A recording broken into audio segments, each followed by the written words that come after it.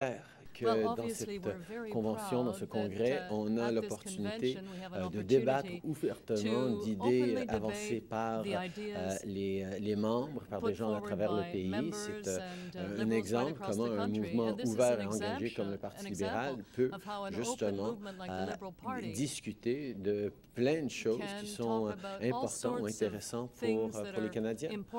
On est en train justement de voir un vote sur ces résolutions pour voir quelles seront priorisées.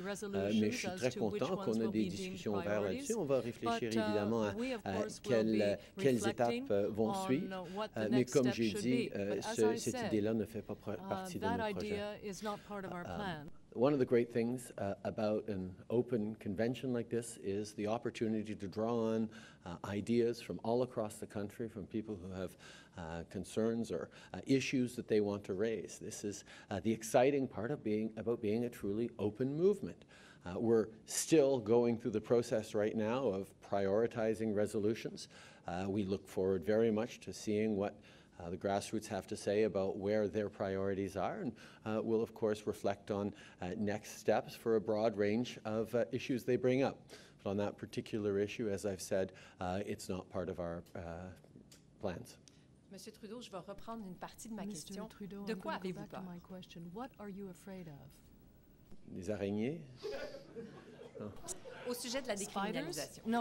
Je pense qu'on reconnaît qu'il y a toujours des façons d'avancer pour mieux protéger les citoyens. On reconnaît la crise des opioïdes qui requiert beaucoup d'actions et on en a pris. On est en train d'encourager des sites pour les utilisateurs. On est en train de donner plus de capacité aux médecins de prescrire des opioïdes artificielles, des approches qui sont ancrées dans les données, mais pour l'instant, ce n'est pas dans nos plans d'avancer avec ça.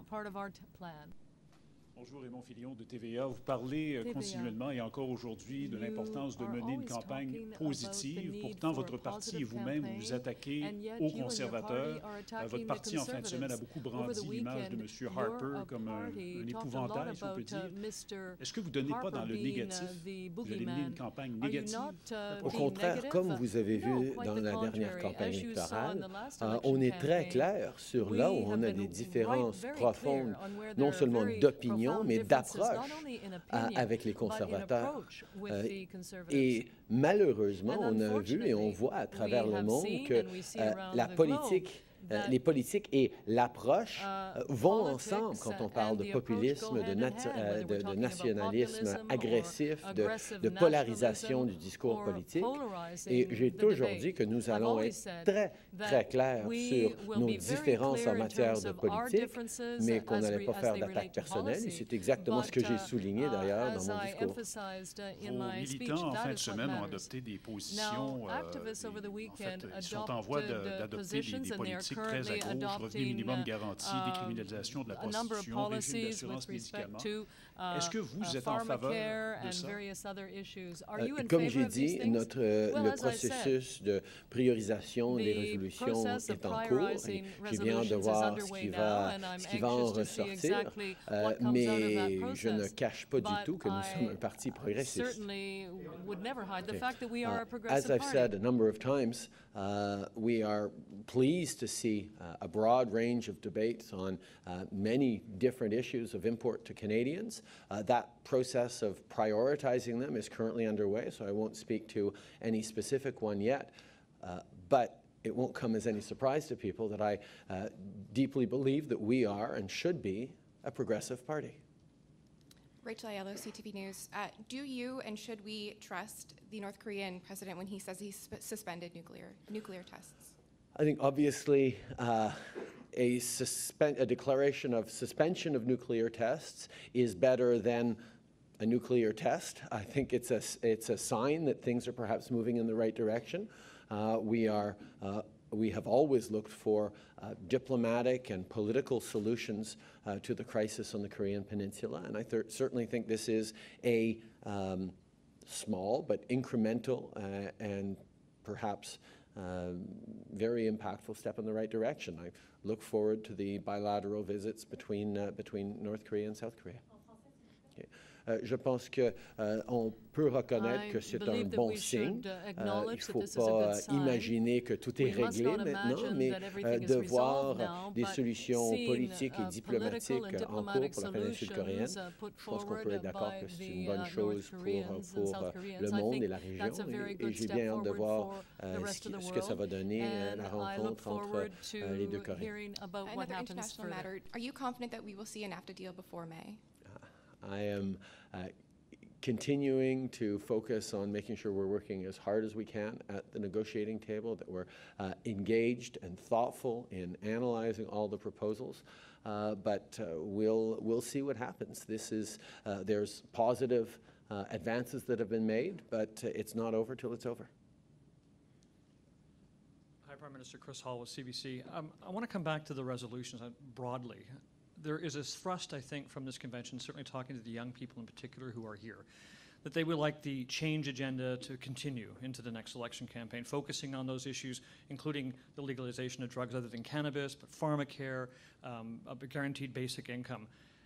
What trouble does it give you as you approach the next campaign to be pushing to the left, or maybe it doesn't give you any trouble, but what is your view here of how far to the left the party can go when you look at these kinds of resolutions coming from the grassroots?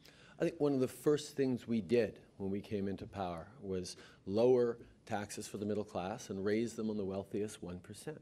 We then moved forward with a Canada Child benefit that's impacting 9 out of 10 families by helping those who actually need it. We've moved forward on significant common sense gun legislation just in the past weeks. We moved forward on the Canada Workers benefit to help low-income workers.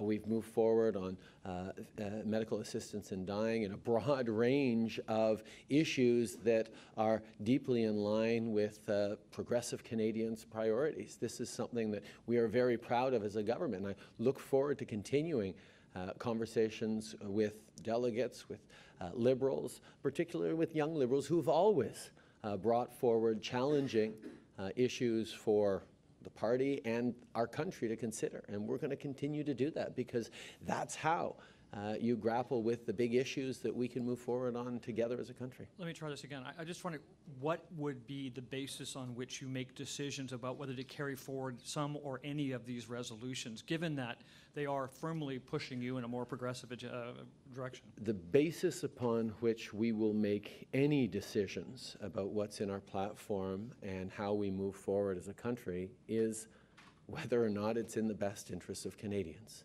The interests of Canadians is at the center of everything we do. That's why we promised to put the middle class and people working hard to join it at the center of everything this government would do, everything I would do as a leader, and that's where it has remained. Hello, Prime Minister. Canadian Pacific Railway is in the middle of a labour dispute with the two unions now telling their members to vote against the latest offer. What's your view on this dispute, and what's your plan if we have a strike? As you have seen over the past 2.5 years, we very much believe in collective bargaining, in the ability of parties to work things out at the table, and everything we've done over the past 2 years has been focused on encouraging parties to work it through in a constructive way. We're going to continue doing that. Are you in favor of public ownership of the Trans Mountain Pipeline, and is there a consensus within the party that a funding agreement with Kinder Morgan is the best way to go?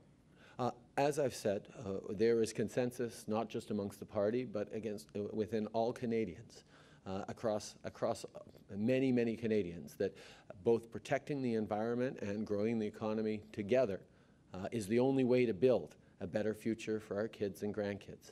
That's exactly what we're going to do, and that's why moving forward on a historic oceans protection plan, bringing in a national price on carbon pollution, and ensuring that we get our oil resources to new markets in safe, sustainable ways is all something we've committed to doing, and we will do it. We will bring in a national framework on pricing carbon.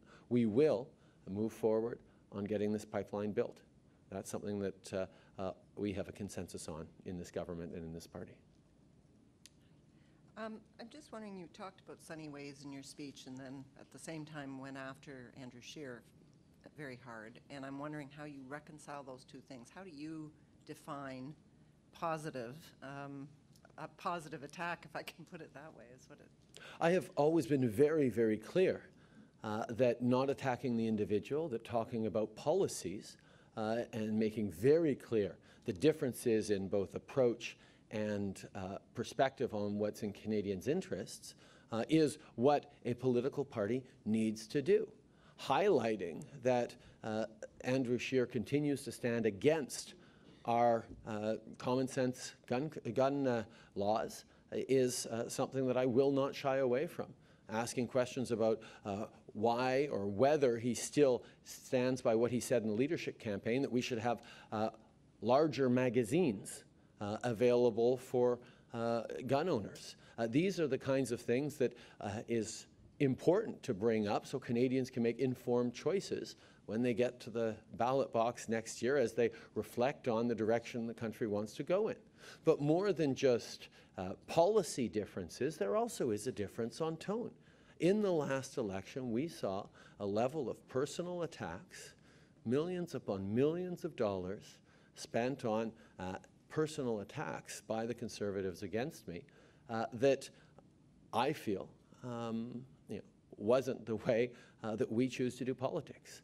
I will always be very, very clear and unapologetic about where I disagree on policy and on the choice to divide Canadians or play up the politics of fear or anger.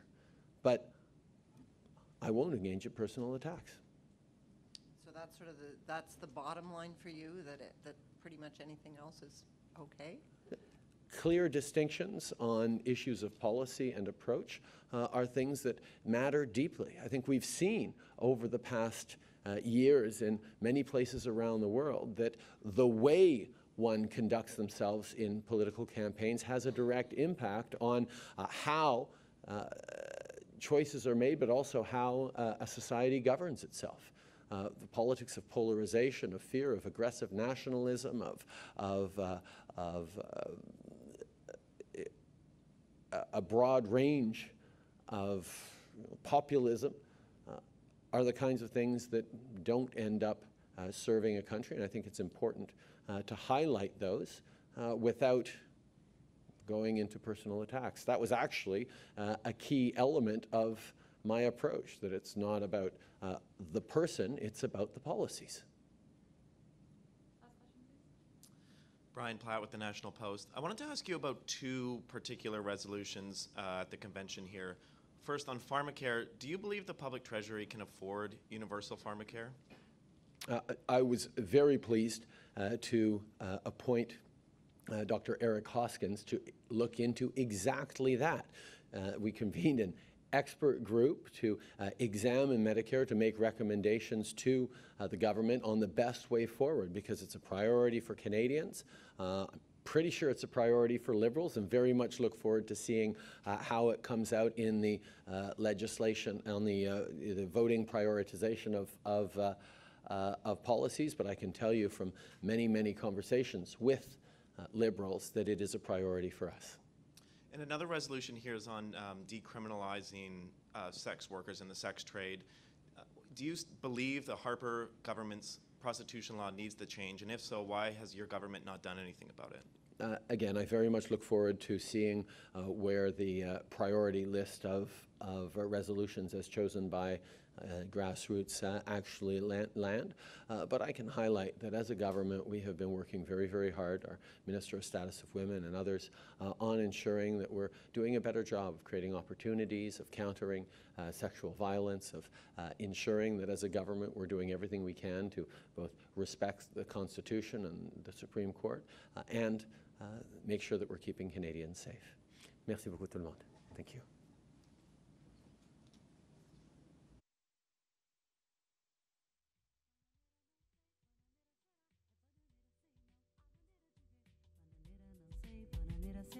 Bananeira sei não, isso é lá com você.